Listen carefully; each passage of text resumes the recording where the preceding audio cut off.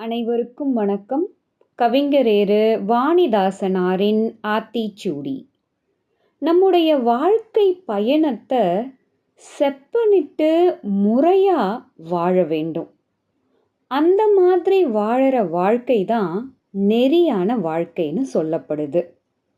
நம்முடைய வாழ்க்கை பயணத்தை முறைப்படி வாழணும்னா நெறிமுறைகளை கண்டறிந்து வாழ்க்கையில பின்பற்றி முறையா வாழணும். இந்த அறநெறி கருத்துக்களை நூல்களை படித்து தேடி தேடி அறிந்து அந்த கருத்துக்கள் படி நாம நடக்க வேணும் இல்லையா? நம்முடைய பாட புத்தகங்கள்ல கொடுத்திருக்கக்கூடிய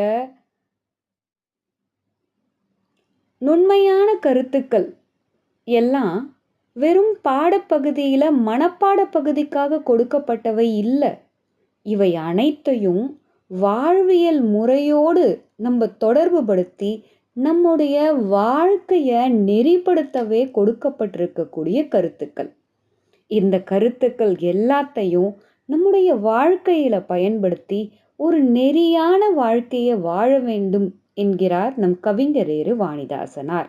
அதனால தான் நெறி நின்றொழுகுன்னு தன்னுடைய ஆத்திச்சூடியில ரொம்ப அழகா நமக்கு எடுத்து சொல்லியிருக்காரு.